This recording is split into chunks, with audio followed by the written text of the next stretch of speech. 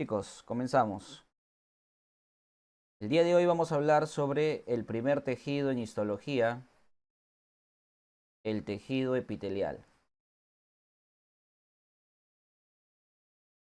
Deben saber que de los más de 200 tipos celulares que existen en el cuerpo humano, se agrupan en lo que vendría a ser 4 grandes tejidos, llamados tejidos fundamentales. Uno de ellos es el tejido epitelial, también tenemos el tejido conectivo, el tejido muscular y el tejido nervioso vendrían a ser los 4 tejidos fundamentales. El tejido epitelial va a tener características. ¿Cuáles son esas características? Tiene escasa sustancia celular, ¿verdad? Escasa sustancia intercelular. Es decir, sus células están muy juntas, están pegadas. Debido a que están tan juntas, es que vasos sanguíneos no pueden estar entre esas células. Es por eso que decimos que es avascular. Carece de vasos sanguíneos el tejido epitelial. Sin embargo, tiene inervación. Y la inervación principal que está en el tejido epitelial son las terminaciones libres.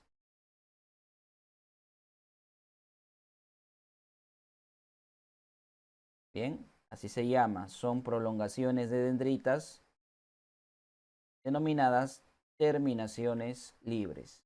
Luego decimos que el tejido epitelial también tiene una característica, lo dice la lectura, de polaridad.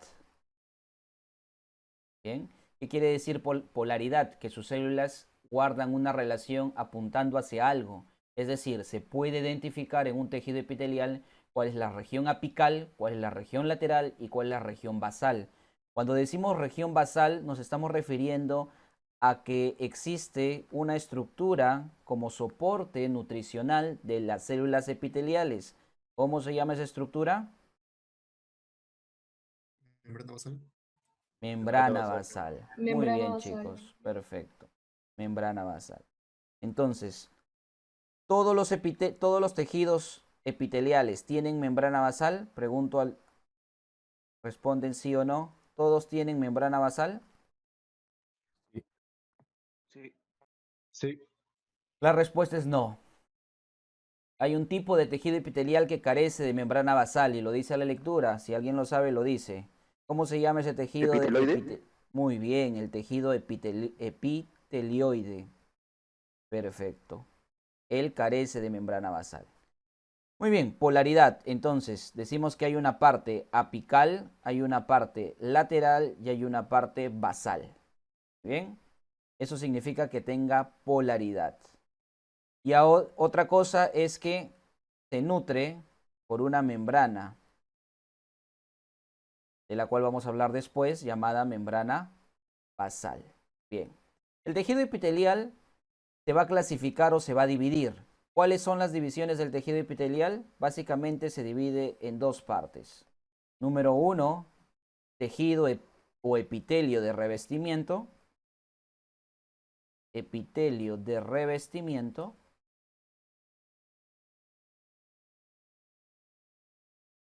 Y número dos, epitelio glandular.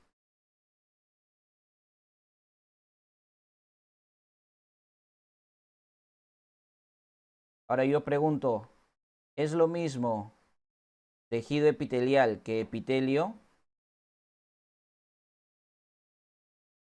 ¿Es sinónimo tejido epitelial que epitelio? ¿Sí o no? Nada más, es lo que quiero que respondan. ¿Sí o no?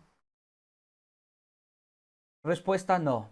No es un sinónimo absoluto, son sinónimos relativos. ¿Bien? Tejido epitelial no es lo mismo que epitelio.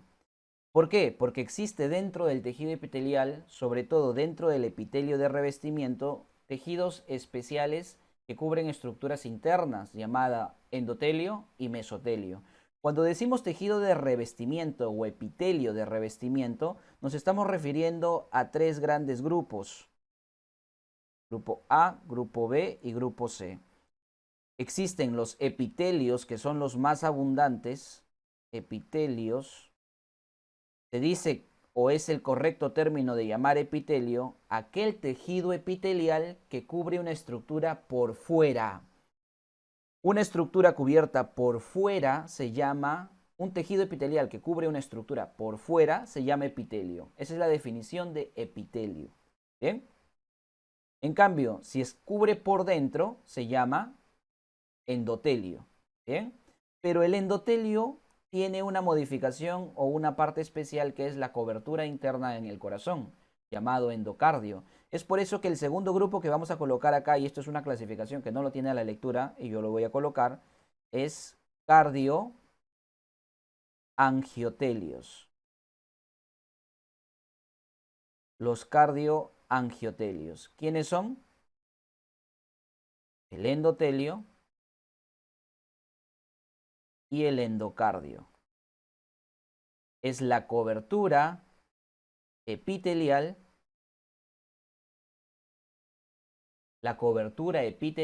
de lo que vendría a ser el sistema cardiovascular, los cardioangiotelios. Bien.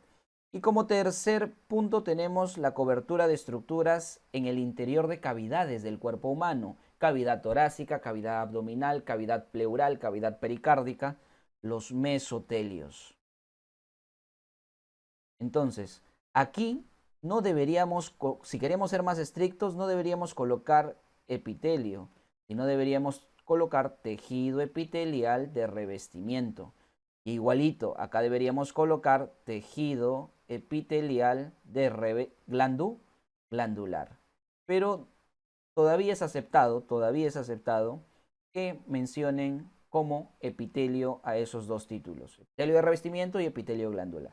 Bien, el epitelio glandular a su vez se va a clasificar y se va a dividir en dos, lo que cubre a glándulas exocrinas y el que cubre a glándulas endocrinas. A ver, vamos a hacer una pausa aquí. Se supone que a estas alturas tú también estás copiando conmigo en tu cuaderno en blanco. Se te ha dado un video introductorio en el curso donde te hemos dicho que tienes que designar un cuaderno para todos los temas que vamos a hablar. Lo que estamos haciendo aquí son esquemas concretos que te van a ayudar a poder recordar información y al cual tú le vas a poder sumar información. Y si no, estructurarlo de una mejor manera, pero ya te van a dar el panorama general y es importante que los tengas apuntados. ¿Bien? ¿Hasta aquí alguna pregunta?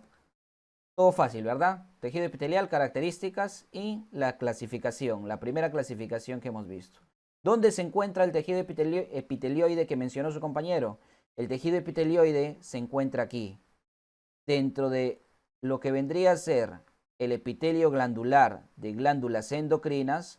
Tenemos ahí escondido el tejido epitelioide. Epitelioide. Bien. Es un tipo de epitelio glandular en algunas glándulas endocrinas, sobre todo en glándulas donde los elementos celulares estén encerrados en un lugar. Por ejemplo, célula alfa, beta y gamma, productoras de glucagón, productoras de insulina. Estamos hablando de los islotes pancreáticos, ¿verdad? Estos islotes pancreáticos son un ejemplo de tejido epitelioide. Bien, ¿recuerdas cuando vimos las células cromófilas y basófilas en el interior de la adenohipófisis? Esas células son epitelio glandular endocrino, pero no tiene una membrana basal. ¿Correcto? Ese acúmulo de células no tiene membrana basal. Entonces es un tejido epitelioide. Bien. Ahora nos vamos a ir a ver la clasificación del epitelio de revestimiento, ¿sí? Epitelio de revestimiento. Siguiente página de tu cuaderno, epitelio de revestimiento. ¿Cómo se clasifica un epitelio de revestimiento?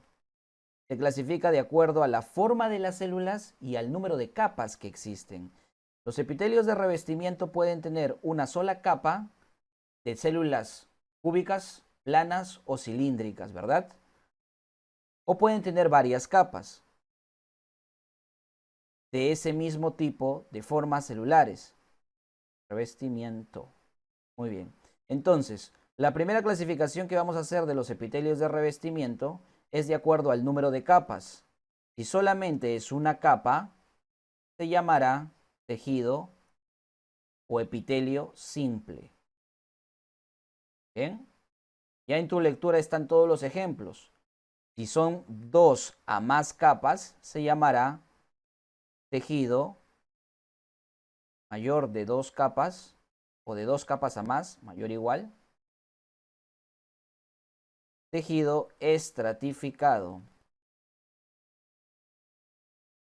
No sé si en algún momento alguien ha leído la palabra poliestratificado. ¿Sí? Ya no se utiliza. Se menciona simplemente estratificado. Antiguamente se decía que cuando tiene más de 5 capas entraba dentro de la categoría poliestratificado, pero eso ya se descartó. Ahora, de 2 a más capas se llama simplemente estratificado. Cada uno de ellos se clasifica de acuerdo a la forma de las células que encontremos o que la conformen. ¿En dónde? En su capa más externa. ¿Sí? El epitelio, en el caso de ser simple, una sola capa de células, puede ser células planas, células cúbicas o células cilíndricas. Para el caso del estratificado también tenemos planas, cúbicas y cilíndricas. Pregunta. A ver, alza la mano. Sí saben alzar la mano en Zoom, ¿verdad? Alza la mano quien me quiere responder en dónde se encuentra dentro de esta clasificación el pseudoestratificado. Pulón. ¿Dónde se encuentra el pseudoestratificado? Más se la acomoda en el epitelio Sí. No te escuchamos bien, Fulón. A ver, López, Luza, Álvaro. El simple. ¿Dónde se encuentra? No. ¿Dónde está el tejido? No. Dentro de esta clasificación, ¿dónde metería al tejido pseudoestratificado? López, Luz, Álvaro. Es en el simple, en el de una capa. En ya. Cedrón, Apolo, Kiara.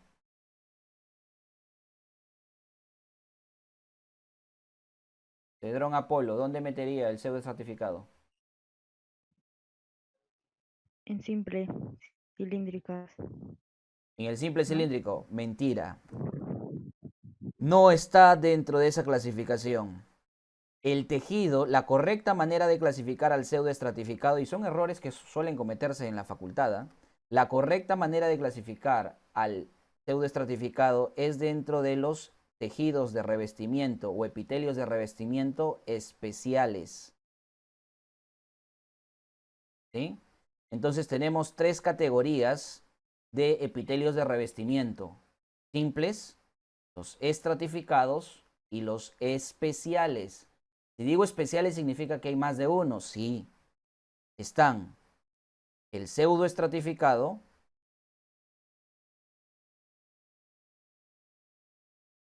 y tenemos al epitelio transicional. Epitelio transicional. Bien. Los nombres del epitelio transicional por el lugar donde están. El epitelio transicional es un epitelio que cambia de forma. Es decir, que sus células en la última capa pueden ser en un momento planas y de pronto se transforman en células cúbicas. Y tú dirás, ¿qué es eso? Transformes, ¿qué pasa ahí? Simplemente por la disposición del tejido. Cuando ese tejido que alberga este epitelio está contraído, estas células se tornan cúbicas. Incluso si está muy contraído, se pueden hacer cilíndricas o cúbicas altas. Y cuando está muy tenso o lleno, o tiene un dilatado, se podría decir, las células de la última capa se vuelven planas. Es decir, este epitelio no podemos clasificarlo ni plano ni cúbico. ¿Sí? Es un epitelio que cambia de forma, se llama epitelio transicional. Se ubica en las vías urinarias, por eso es que su otro nombre es urotelio. Urotelio. ¿Bien? Epitelio transicional, también llamado urotelio. Perfecto. Entonces, Hay distintos ejemplos de cada uno de ellos. No va a venir al caso mencionarlos aquí, lo tienes en tu lectura. Sería perder un poco el tiempo, tenemos que aprovechar al máximo en dar lo importante para lo que vendría a ser la revisión de este tema. Entonces ahí dejamos. Si tienes alguna pregunta, me lo podrían decir. Si no, pasamos a lo que vendría a ser membrana basal. Vamos a hablar de la Profesor, membrana basal, chicos. profesor, sobre el tejido en especiales, ¿no? ¿También Ujú. tendría una capa o varias? ¿Cuál? El especial. No se clasifican por capas. En el caso del epitelio transicional tiene varias capas, ¿sí? Normalmente ¿Ya? son de 4 a más capas, dependiendo de qué parte. El urotelio está desde los cálices menores hasta lo que vendría a ser la parte inicial de la uretra, o sea, cálices menor, cálices mayor, pelvis renal, uréter, vejiga, parte inicial de la uretra. Dependiendo en qué lugar está, tiene un número de capas, pero siempre es más de 3. El epitelio transicional tiene más de 3 capas y puede llegar a un máximo de 10 a 12 capas. 12 le vamos a poner. 12 capas. Es lo que menciona la literatura. El epitelio pseudoestratificado no tiene capas, sino tiene pseudoestratos. Pseudoestratos o pseudocapas. Bien. Perfecto. Gracias por ello. Vamos a ir a lo que vendría a ser membrana basal. Es esta raya aquí. Bien, chicos. Recuerden que ustedes en el aula virtual tienen un sistema de calificación de puntos. Por su participación en la clase se le otorgan puntos adicionales. ¿Sí? Luego me hacen recordar al final de la clase quién, cuando diga por 3 puntos más, por 4 puntos más y alguien responda, esa persona se lleva ese puntaje. Bien, membrana basal. Chicos, primera pregunta por un punto más. ¿Es lo mismo membrana basal que lámina basal? Alce la mano.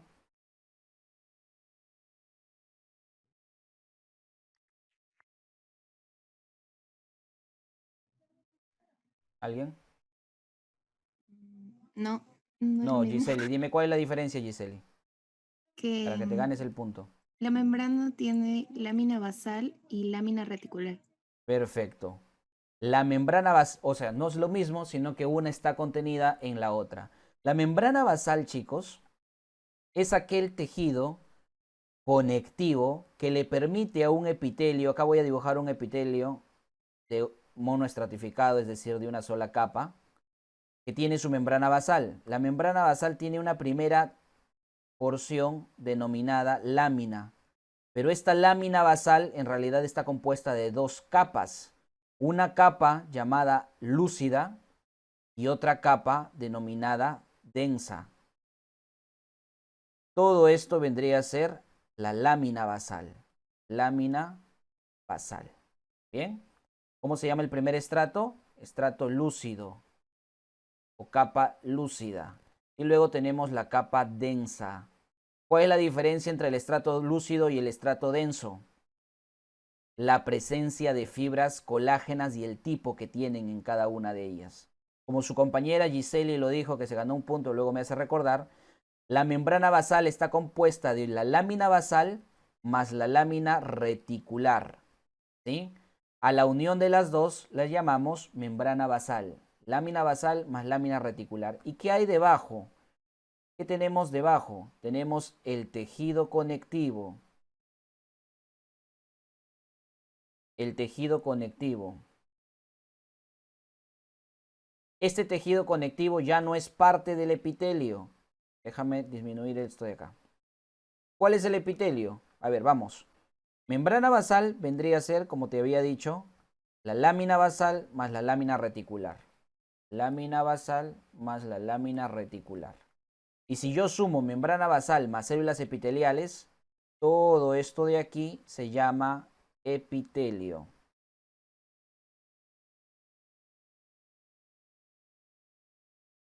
Bien, células epiteliales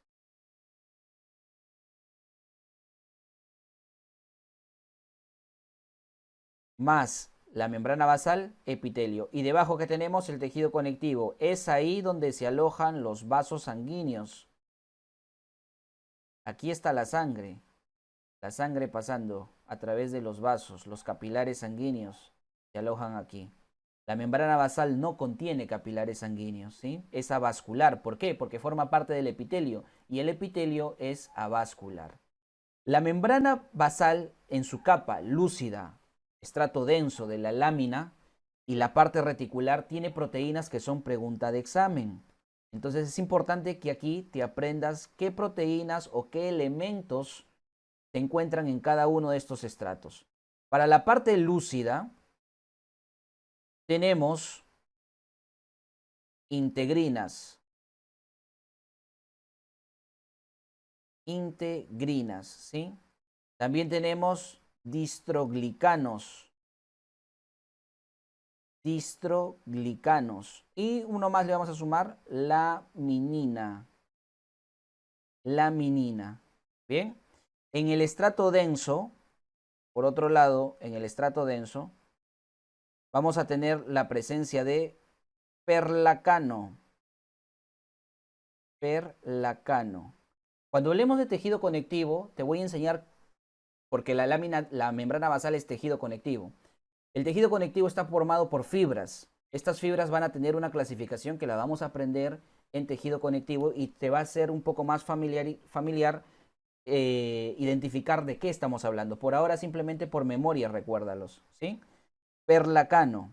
¿Qué más tenemos acá? Tenemos, por ejemplo, el colágeno. Bueno, eso lo vamos a poner después. Perlacano, el heparán.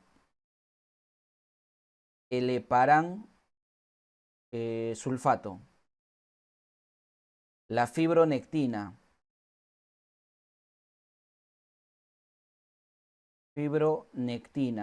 Y vamos a cambiar de color para poner al colágeno. Colágeno tipo 4. Bien. Pregunta de examen. ¿Cómo se llama el colágeno ubicado en la membrana basal, la parte de la lámina basal densa? Colágeno tipo 4. La lámina reticular, como su nombre lo dice, la lámina reticular va a poseer colágeno reticular.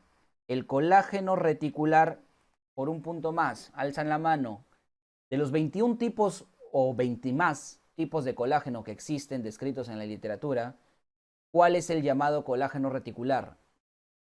Arquino Tixe. Arquinigo. Tipo 3. Perfecto. Colágeno reticular es el tipo 3. Muy bien, es el primero que levanta la mano. Levantaron dos, pero Arquinigo lo levantó primero. Colágeno tipo 3, un punto Arquinigo. Bien. Se ubica en la lámina reticular de la membrana basal. Colágeno tipo 4 se ubica en la lámina densa de la lámina basal de la membrana basal. Suena como a trabalenguas, pero así es. Bien. Colágeno tipo 3. Además, la lámina reticular tiene otro colágeno, que es el colágeno tipo 1. Bien. Entonces tenemos el tipo 1 y el tipo 3. Pregunta. Bueno, yo me voy a responder solito. ¿La membrana lúcida tiene colágeno? Sí. La membrana lúcida posee un colágeno y este colágeno es el colágeno tipo 13, el colágeno tipo 12, bien, y el colágeno 17. Si te olvidas de ello, lo que quisiera que recuerdes es el 12, que es el más importante de los tres. Ponle ahí, me olvidé de colocar colágeno. Colágeno tipo 13, 12 y 17. El 12 es el más importante. Perfecto, con esto terminamos lo que debes saber y conocer de una membrana basal. Bien, hasta aquí preguntas. Bueno, vámonos a la parte más dura, más quizás que trae más problema para entender de lo que vendría a ser las modificaciones, porque es la parte más amplia de la lectura. Tu lectura tiene aproximadamente, no recuerdo bien, 46, 47 páginas. Y casi 10 páginas o algo más hablan de estas modificaciones, más 15 por lo menos, 15 páginas de esas hablan de las modificaciones de la membrana o especializaciones de la membrana. Modificaciones. A ver, el tejido epitelial que tiene un sinnúmero de funciones. ¿Hemos hablado de las funciones? No, no hemos dicho las funciones. Perfecto. Nadie me dijo nada.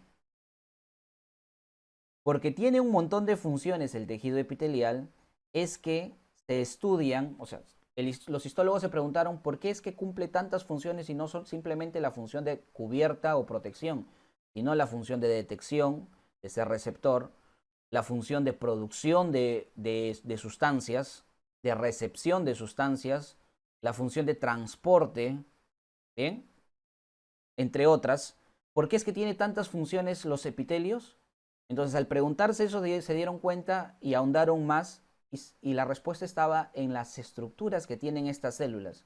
Una célula epitelial, recuerden que tienen una parte apical, una parte lateral y una parte basal. En cada una de esas partes, apical, lateral y basal, la membrana celular genera modificaciones, y esas modificaciones tienen nombre propio, las que vamos a ver a continuación. Las modificaciones se van a clasificar de acuerdo, las modificaciones de membrana, chicos, se van a clasificar de acuerdo al lugar. Ya te lo dije, las primeras que vamos a ver son las apicales. A ver, las modificaciones apicales que tenemos son proyecciones de membrana celular. Si alguien lo sabe, lo grita. Proyecciones de membrana de citoplasma. Membrana celular y citoplasma. Eso se llama microvellosidad. Bien. Microvellosidad. Luego, proyecciones de membrana celular y citoplasma más grande. ¿Alguien que responda? Estereocilios. Ya, ahí hay un error. Ahí hay un error. Ya no se llama estereocilios, se llama estereovellosidades. ¿Sí? Ya no se le llama estereocilios. Si quieres le pones ahí entre paréntesis, la lectura te lo dice, pero sigue cometiendo el error de colocar primero estereocilios y luego te aclara de que se llaman estereovellosidades. La pregunta, ¿por qué? Respuesta, porque tiene más parecido, o su estructura es más parecida a una microvellosidad que a un cilio. Bien, por eso el término. Y finalmente tenemos a los cilios.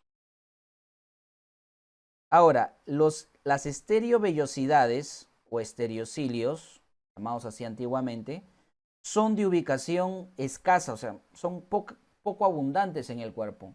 Los que tenemos más estereovellosidades somos los varones, porque estas las vamos a encontrar en el epidídimo. Y obviamente una mujer no tiene epidídimo. Para los que no conocen qué es el epidídimo, es uno de los conductos excretores del testículo conectado a él, que vendría a ser que conduce el esperma, ¿sí? El epidídimo. También tenemos al conducto deferente en su porción inicial, ¿sí? Entonces le vamos a poner ahí entre paréntesis el inicio del conducto deferente. ¿Dónde más tenemos estereovellosidades? En el oído, o sea, la célula receptora del oído, célula del órgano de Corti, lo vamos a poner así, del órgano de Corti. El órgano de Corti es el órgano sensorial para la transducción de señales para que tú escuches. Oído. ¿Bien? Y nada más. Esos son los dos únicos lugares donde se encuentran las estereovellosidades. Bien, las microvellosidades sí tienen su principal función es la absorción.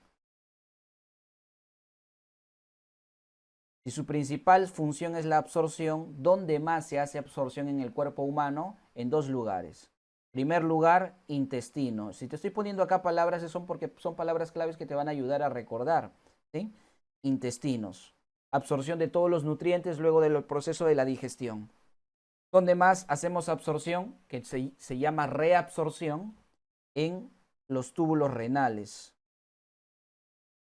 Túbulos renales.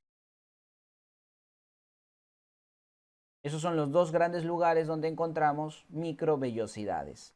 Cuando esta microvellosidad se encuentra en los intestinos, adquiere un término propio denominado chapa estriada.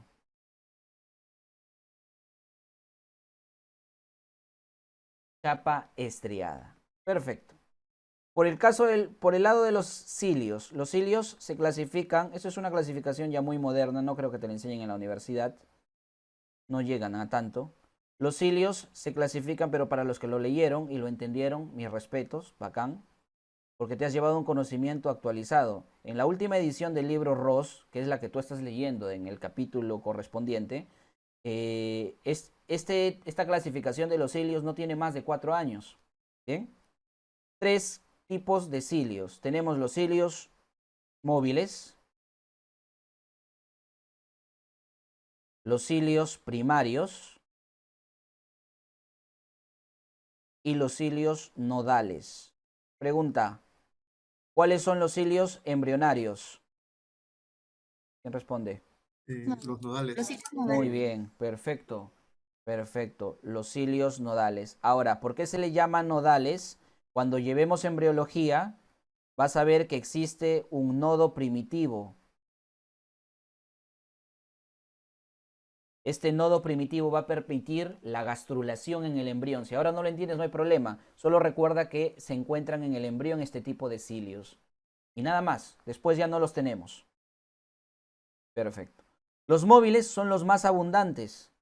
Entonces, si estos son los más abundantes, cada vez que el profesor en tu universidad se refiere en la teoría a cilios, es porque está hablando de estos. ¿Sí? De estos. ¿Por qué? Porque los dos que siguen son inmóviles o parcialmente móviles. ¿Por qué? ¿Por qué te digo esto? Porque el cilio nodal es una prolongación. Imagínate que este es el cilio nodal. ¿Me están viendo?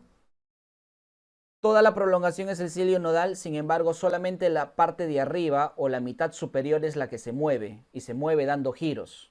¿Sí? Todo no se mueve, sino solamente la parte superior y se mueve ligeramente. Por eso decimos que es semi-inmóvil. Bien, pero los primarios sí son totalmente inmóviles.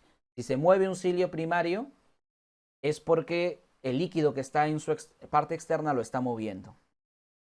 Bien. Un cilio primario también se le llama monocilio. ¿Quién responde? ¿Por qué se le llama monocilio? A ver. Porque solamente hay uno por cada célula. Perfecto. Un cilio. Perfecto, Edwin. Solamente hay uno por cada célula. Imagínate, ¿para qué una célula tendría un estereocilio? Imagínate que todas las células son teletubbies. Entonces así recuerdas que el monocilio vendría a ser su antenita.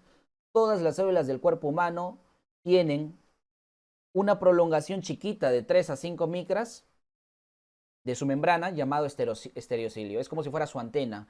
La antena que recibe señales de otro lugar y la antena que permite emitir señales hacia otro lugar. Obviamente no hablamos de ondas electromagnéticas ni de radio, nada por el estilo, sino señales de moléculas. Bien, monocilio.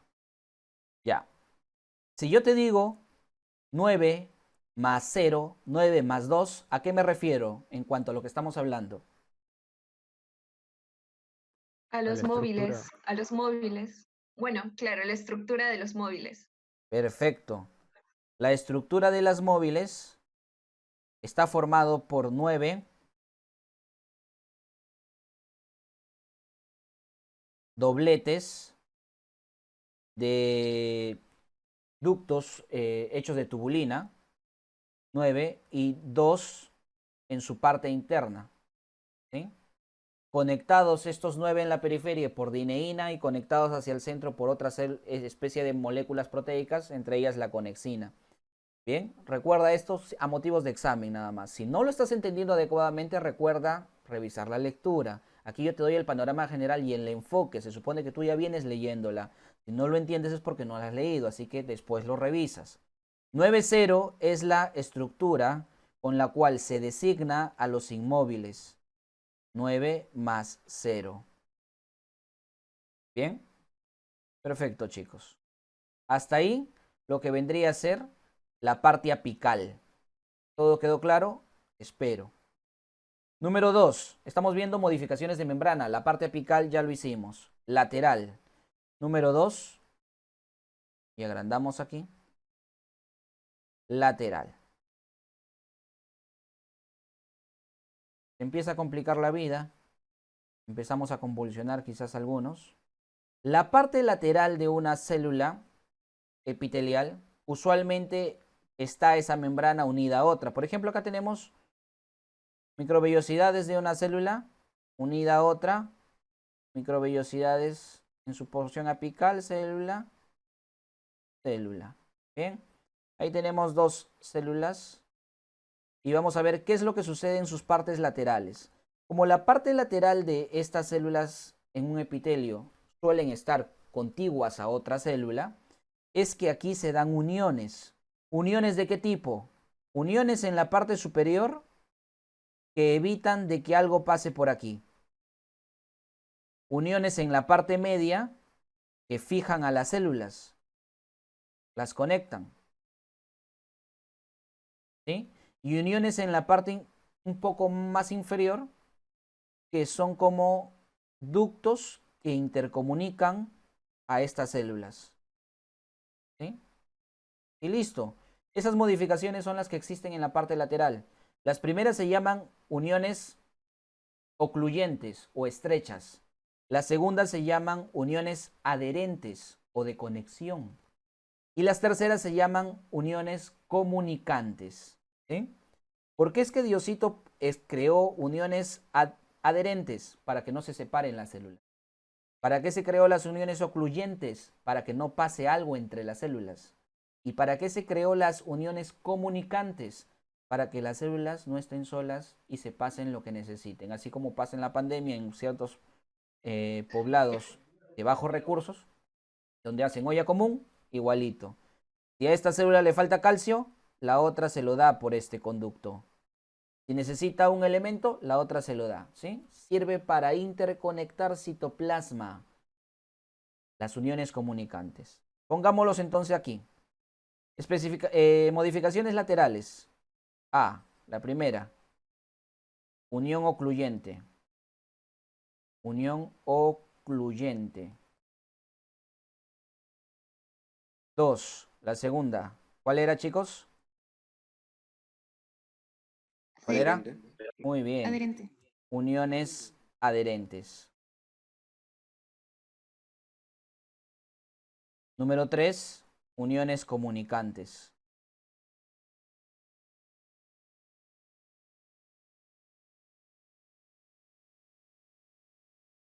Bien. Las uniones adherentes, las uniones ocluyentes y comunicantes tienen una subclasificación, especialmente las uniones adherentes. Las uniones adherentes se van a dividir en dos grupos. La sonula adherens,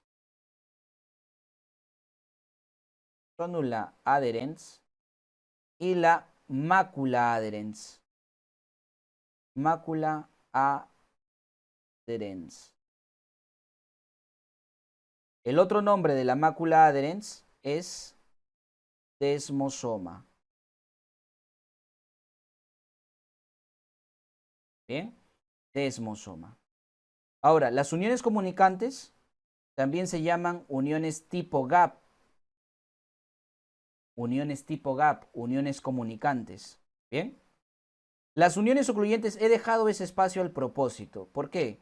Porque me interesa lo siguiente, de que tú conozcas qué tipo de proteínas median esta unión. A ver, volvamos aquí.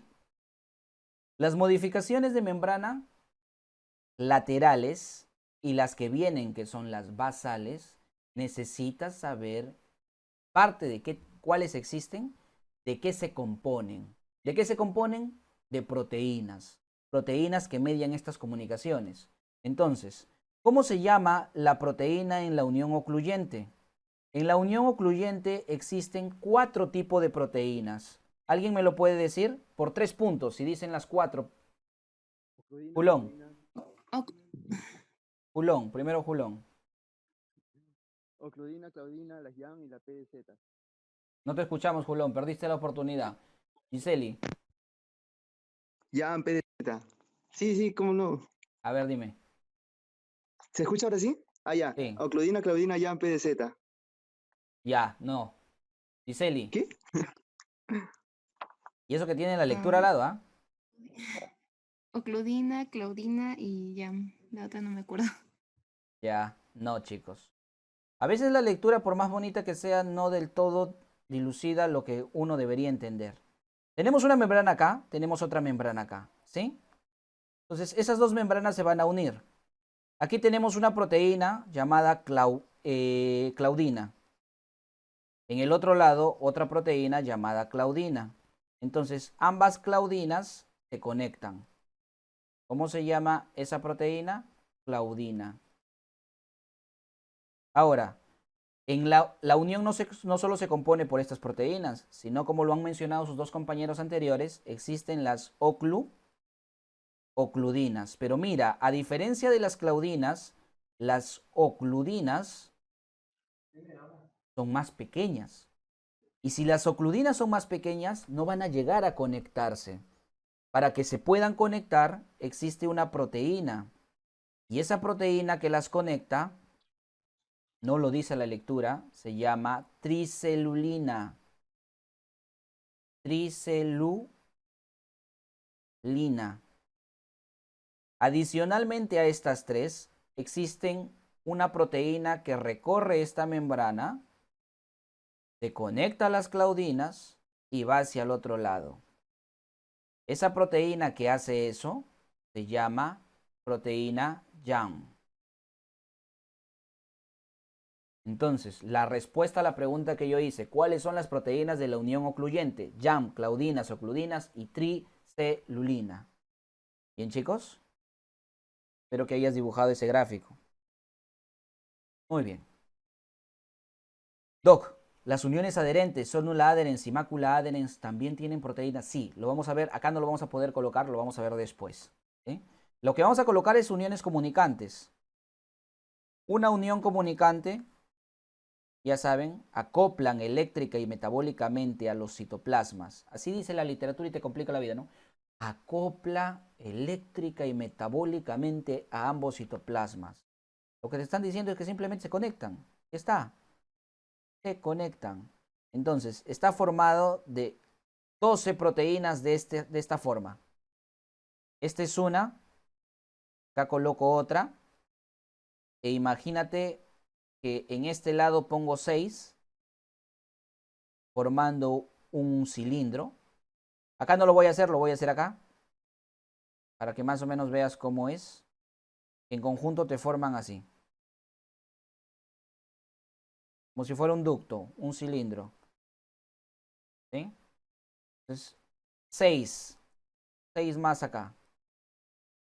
Más las 6 que están aquí. Aquí no las he dibujado a todas para que simplemente te des cuenta de que hay un interior. Es decir, puedes pasar por ese interior. Las uniones comunicantes. ¿Cómo se llaman cada una de esas proteínas que las forma? Se llaman conexinas. Conexinas. Sin embargo, la 6 de un lado correspondiente se llama conexón. Conexón. Su otro nombre es hemicanal. Hemicanal. Entonces, una unión comunicante son 2 conexones o 2 hemicanales o 12 conexinas. ¿Bien? Espero haya quedado claro eso, chicos. Vamos rápido. ¿Preguntas? ¿Ninguna? Ya. Número 3.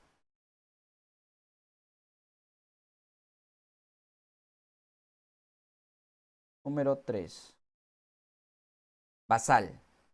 La parte basal. En la parte basal tenemos uniones adherentes. Uniones adherentes. Al igual, Doc, que en la parte lateral, lo mismo, al igual que la parte lateral. Pero estas uniones adherentes se van a clasificar en 2 grupos. Las los hemidesmosomas.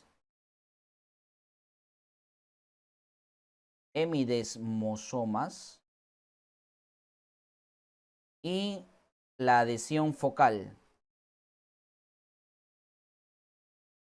Adhesión focal. El libro que utilizan en San Marcos, del cual se basan los docentes, en histología, es el libro de Garnert. Entonces, en este libro no lo vas a encontrar como adhesión focal. En este libro lo vas a encontrar como contacto focal. Contacto focal, que es el otro nombre. ¿Sí? Adhesión focal o contacto focal. Perfecto. Ahora, no sé si alguien se hizo la pregunta. Yo sí me la hice cuando llevé esto de aquí. Dije, hemidesmosoma, desmosoma. ¿Tendrán algo que ver? Uno será la mitad del otro, por eso se llama hemi. Tantas preguntas que surgieron en ese momento en mí. Me llevó a investigar. Vamos a hablar, chicos, de estos 4. Hemidesmosomas, adhesión focal, sonula adherens y mácula adherens, llamado también desmosoma. Estas 4 modificaciones son conocidas como las modificaciones adherentes o uniones adherentes. Y son importantísimas porque son base de preguntas para exámenes en la universidad. Cada una de estas 4 contienen tipos proteicos y hay que aprenderse cómo o cuáles son correspondientes para cada uno de ellos. ¿Sí? Tipos proteicos. Bien. Entonces, la clasificación de esas 4. Coge tu hoja, pasamos a otra. ¿Cómo clasificamos esas 4? Muy bien. Uniones adherentes. Uniones adherentes. Adherentes. ¿Cuántas hay? 4. Estas uniones adherentes las vamos a clasificar de la siguiente manera. En una célula, en su interior tenemos citoesqueleto. El citoesqueleto puede estar compuesto de microtúbulos y microfilamentos. El principal microfilamento que abunda en todas las células, pegado a la membrana, se llama microfilamentos de actina.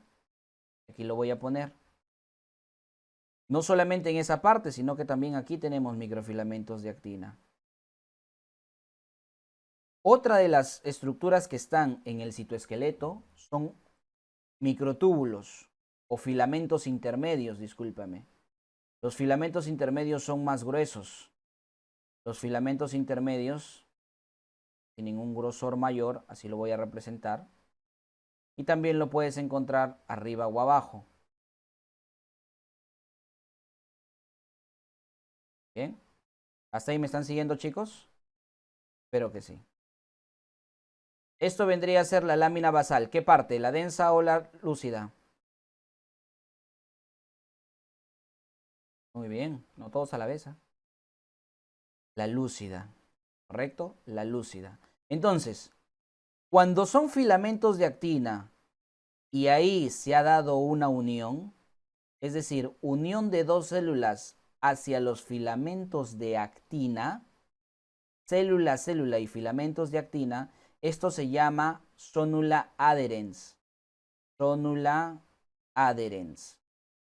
¿Sí? Actina, actina, para los 2 lados. Cuando la unión se da de célula a célula, pero en filamentos intermedios, eso se llama desmosoma. Desmosoma.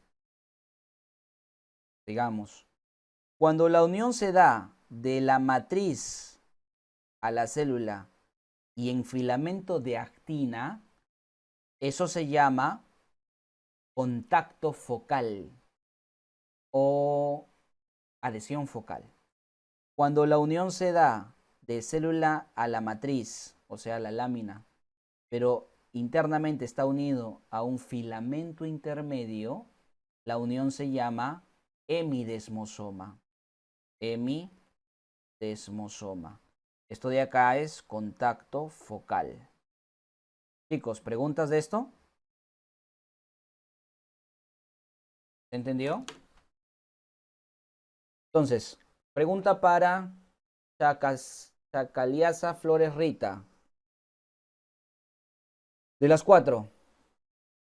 Chacaliasa Flores Rita, ¿estás ahí? Sí, profesor. Ya.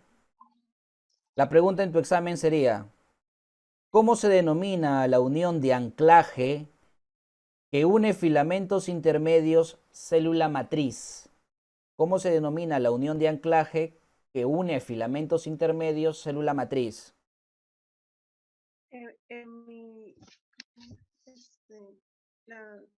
Perfecto. Hemidesmosomas. Muy bien, muy bien. Entonces, así son las preguntas. Para aquellos que no conocen del tema, van a convulsionar cuando vean la pregunta en su examen. ¿Cómo se llama la unión de anclaje de filamentos de actina célula-célula? Entonces, convulsionan. ¿Cómo se llama? Sonula adherens o unión adherente. Bien. Entonces, mencionemos lo siguiente. Sonula adherens, desmosoma, contacto focal y hemidesmosoma. Rapidito nomás. Cada una de ellas contiene proteínas.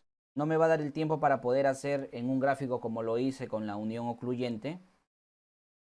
Me encantaría hacerlo, pero no tenemos el tiempo adecuado. Sonula adherens. ¿Qué proteína tenemos en la sonula adherens? Tenemos las caderinas. Bien. Las catenina y la vinculina.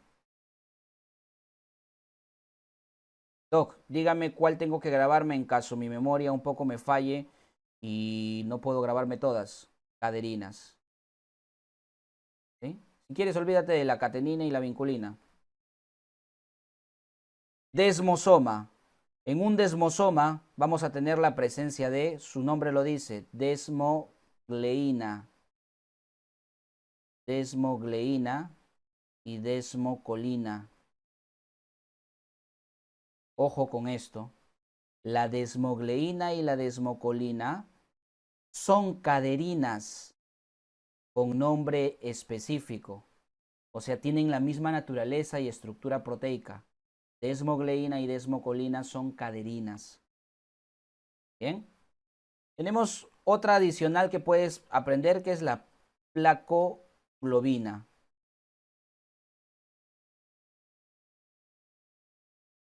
Bien. Para el contacto focal vamos a tener la presencia de la talina. Antes de la talina, la más importante, integrina.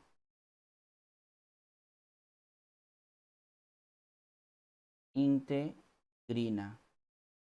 Igual acá, integrina. Entonces, si te das cuenta, 2 a 2, ¿verdad? Las primeras dos tienen caderinas, una con nombre propio, y las segundas dos tienen integrinas. ¿Bien? En el contacto focal tenemos vinculina, como la anterior, sí, como la sonula adherens, vinculina. Tenemos también talina. Y en el hemidesmosoma, aparte de la integrina, tenemos plectina y a la distonina. Pregunta. En la lectura, quien ha podido hacer el resumen, y si quien está con la lectura en la mano, en el hemidesmosoma mencionaban una proteína con código. BP 200 y algo. ¿Alguien me puede ayudar con ello? ¿Cuál? 230. BP. 230. Perfecto. La BP 230 es la llamada distonina. No lo dice la lectura, yo te lo digo aquí. BP 230 que habla tu lectura es la distonina. ¿Bien, chicos? Perfecto. Ya. Con esto de aquí hemos terminado lo que vendría a ser epitelio. ¿Alguna pregunta de epitelio o tejido de revestimiento? Y hemos visto entonces lo que vendría a ser tejido de revestimiento. Ahora vamos a ir a la parte glandular.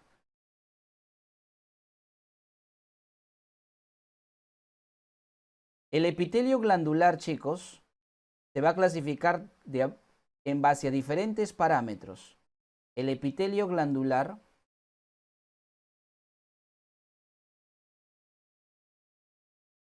se va a clasificar según varios criterios. Criterio número 1, por la estructura, por 2 puntos. Alcen la mano. ¿Cómo se clasifica por la estructura un epitelio glandular? Exocrinas y endocrinas. Muy bien. Endocrinas, aunque no lo dice la lectura, creo. Endocrinas, o sí lo dice. Y exocrinas. Por el lugar donde se vierte la secreción o por la estructura. ¿Por qué decimos por la estructura? Es la mejor forma de hablarlo. Porque una célula exocrina, su estructura es un adenómero y un conducto excretor. Entonces tenemos conducto excretor y la porción llamada adenómero. Bien. En cambio, en una célula endocrina solamente tenemos al adenómero y no tenemos un conducto excretor. Conjunto de células en el adenómero. Bien. Por la estructura entonces. Siguiente criterio. Apúntate 2 puntos, ¿ah? Por el mecanismo de producción. Por el mecanismo de producción de contenido o de la secreción. Ojo. Las células de una glándula. Yo explico esto de la siguiente manera. Imagínate que tú eres una glándula y tú vas a producir una secreción. Si tú escupes, es una forma de hacerlo. Estás produciendo una secreción.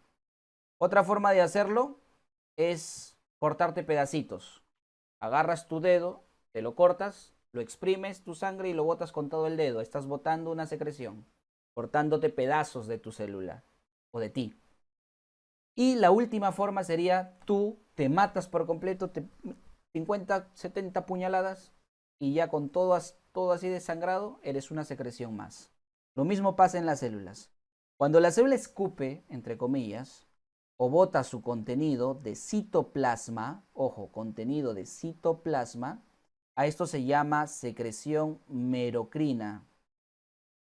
Merocrina.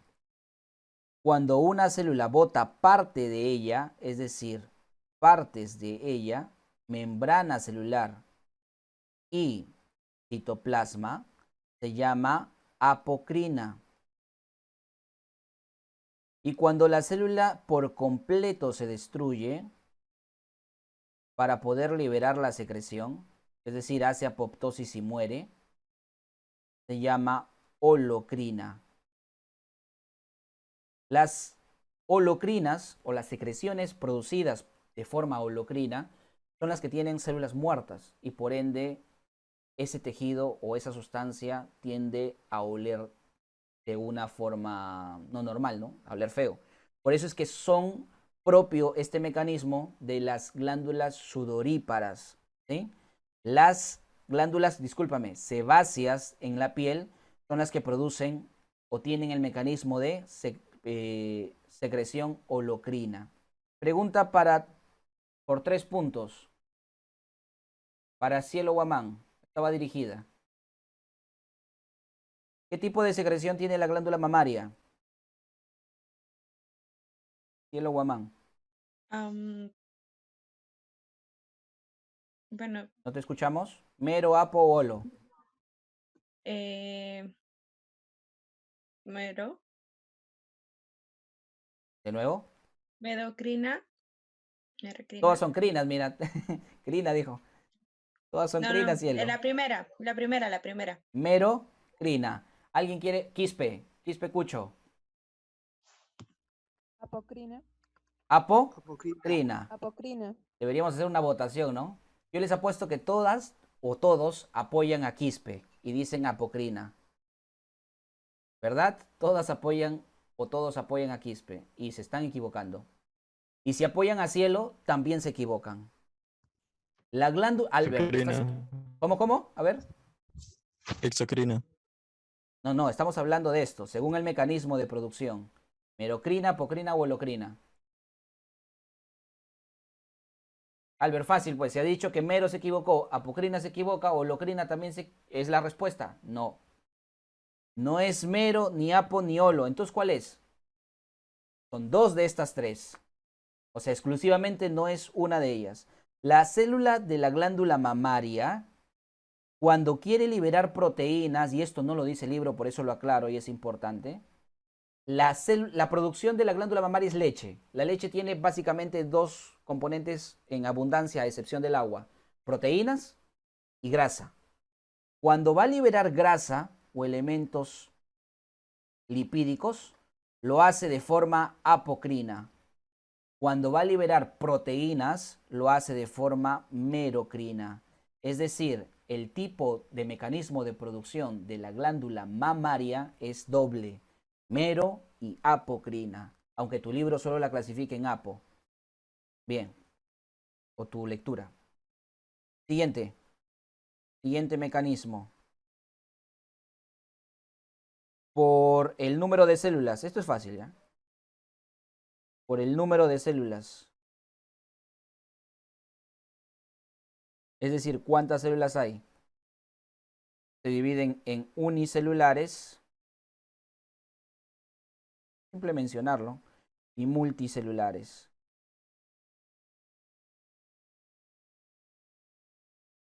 No creo que venga al caso explicarlo. O sea, si tiene una célula, unicelulares. Si tienen varias células, multicelulares. Sí, el ejemplo, para los que de pronto todavía no conocen, hay chicos acá, algunos de primer año. Las unicelulares, como ejemplo, tenemos a la caliciforme. Y lo pongo porque es el único ejemplo, caliciforme, el único ejemplo de glándula unicelular, caliciforme. Se llama las células caliciformes del epitelio respiratorio y epitelio intestinal o epitelio digestivo. Bien. Siguiente criterio. A ver. Por el tipo de secreción. Por el tipo. Es decir, cómo es la secreción que se genera. La clasificación aquí es mucosas, serosas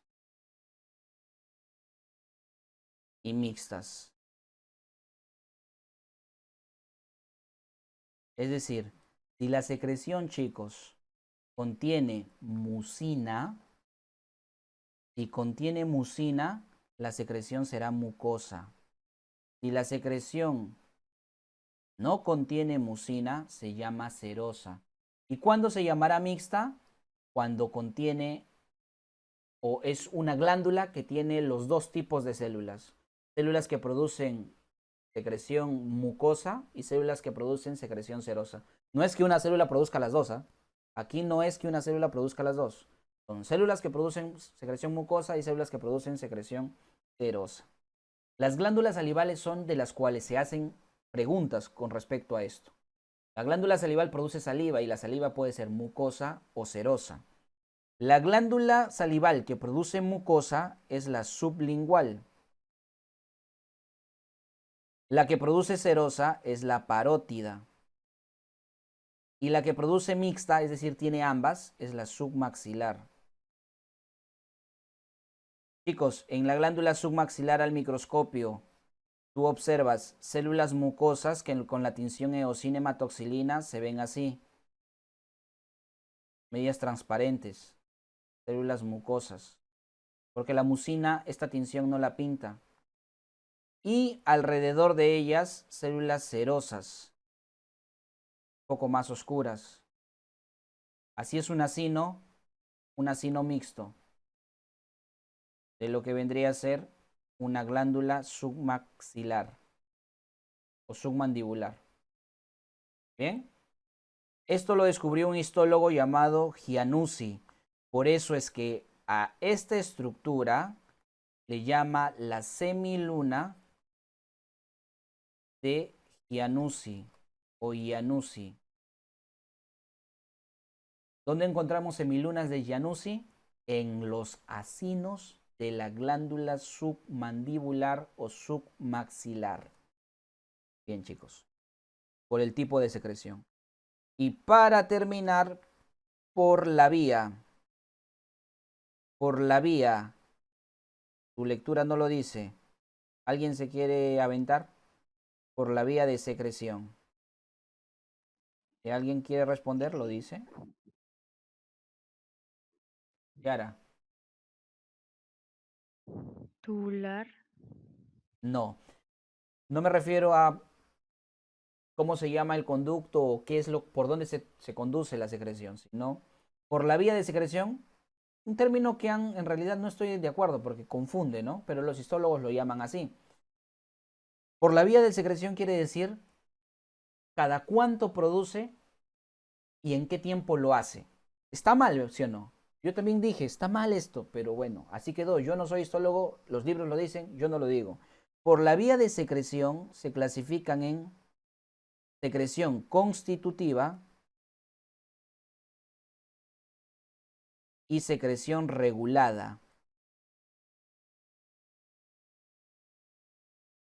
Quiere decir, si una glándula produce su secreción durante todo el día, se llama constitutiva. Si la glándula produce su secreción cuando alguien le dice que lo produzca, produce. Cuando hay un mensajero químico que llega a la glándula para que se produzca esa secreción, se llama regulada. Cuando la produce durante todo el día, se llama constitutiva, ¿sí? Por la vía de secreción. Perfecto, chicos. Esto vendría a ser la clasificación de lo que llamamos epitelio glandular. Ahora, lo último que deberíamos tocar acá, ya para finalizar, es una glándula según la forma. Último tipo de clasificar a las glándulas por la forma. Ojo, no estamos hablando ya del epitelio. El epitelio glandular no es el que se clasifica, por ahí una compañera dijo tubular, acinar. El epitelio glandular no se clasifica así. Las glándulas, que aparte de epitelio glandular tienen otra cosa, son las que se clasifican como. Las glándulas se clasifican de acuerdo a su forma. Por la forma, las glándulas se clasifican en simples,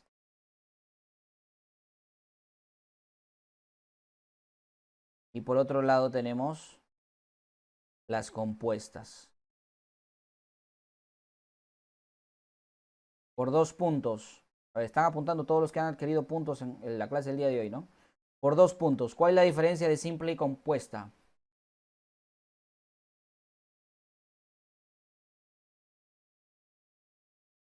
Ya.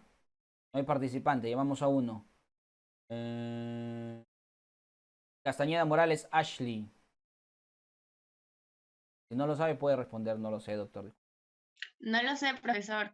Ya. Cruz Aguilar Kevin. Que creo que está en el ranking como segundo puesto. O me equivoco de repente. Cruz Aguilar Kevin. Tampoco lo sé, profesor. ¿No lo sabes? Ya. No. Pedrón Apolo Kiara. Porque va como que directa. ¿Cómo? ¿De nuevo?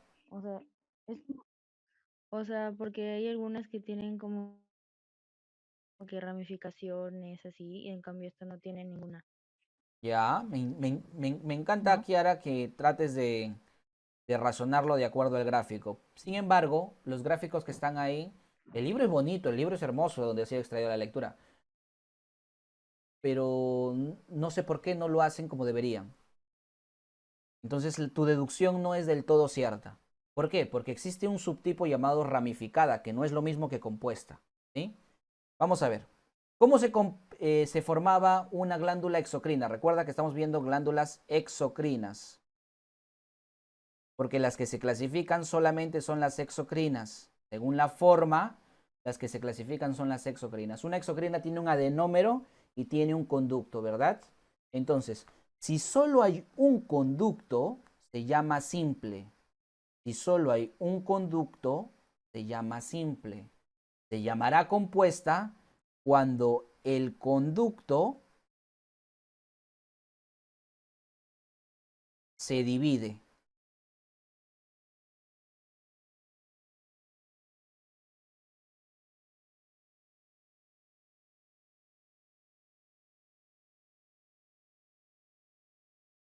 ¿Hasta ahí todo claro? Se llama simple cuando hay un conducto. Se llama compuesta cuando el conducto excretor está dividido. Ahora, escúchame. Las simples,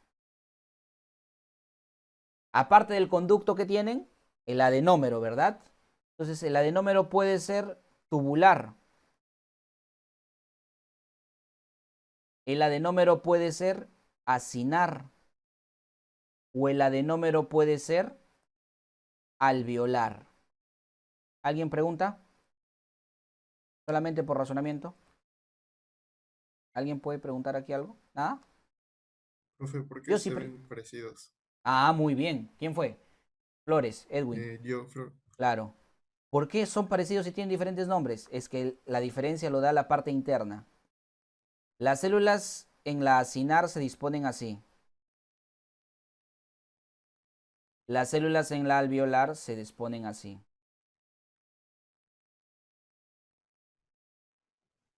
¿Qué razonamos? En la alveolar,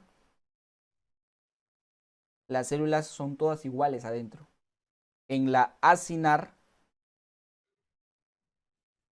las células son de diferente tamaño.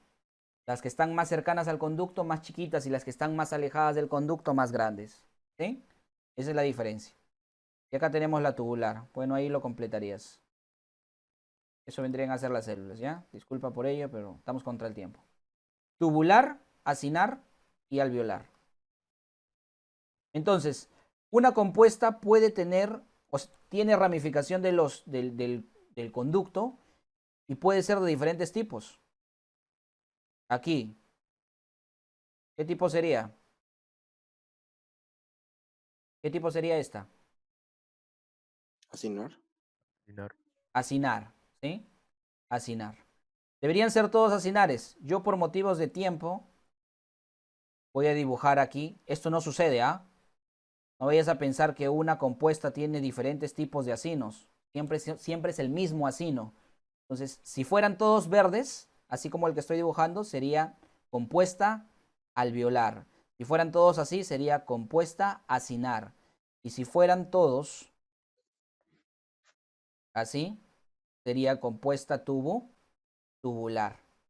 Ahora, pregunta para la señorita Fátima. Fátima Vélez Moro. A ver. A ver, muy Buenas bien. noches. Buenas noches. Acá tenemos la clasificación de simple y compuesta. Tubular, acinar, alveolar, igualito para la compuesta. ¿Ya? Pregunta para ti. El siguiente dibujo, ¿qué tipo de glándula es? No te apures todavía. No te apures. Ya está. ¿Escucho? Ah, Ya, dime. ya. Yo creo que es una tubular simple ramificada. Perfecto. Bien. Muy bien. Tubular simple ramificada.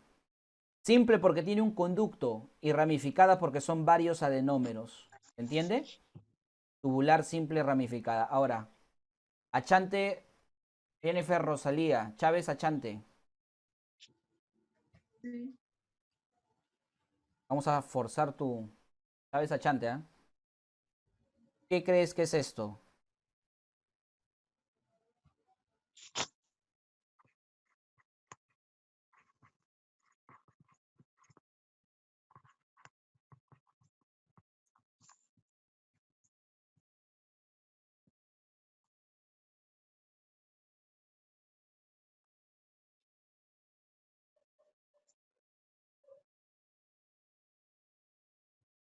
Puedes ir respondiendo, ¿ah?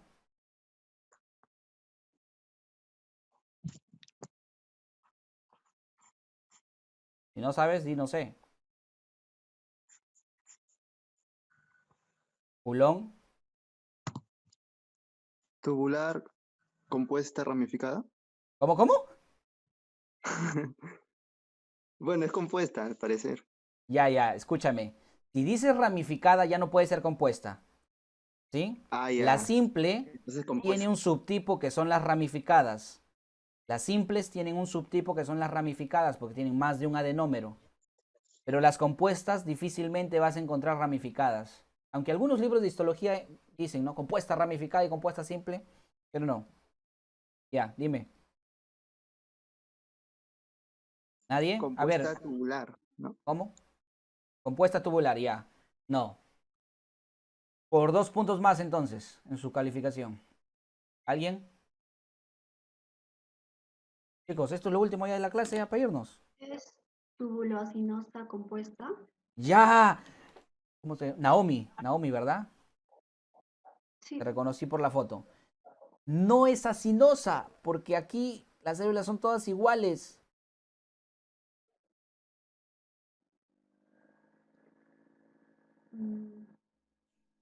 Si hubiera dibujado así, sería túbulo acinosa. Pero no he dibujado así. Entonces es una, chicos, ¿cómo se llama? Túbulo alveolar compuesta. Túbulo alveolar compuesta. Y esta pregunta mucho. En examen de residentado ha sido pregunta. Señale usted cuál de las siguientes es una glándula túbulo alveolar compuesta. Ahí está.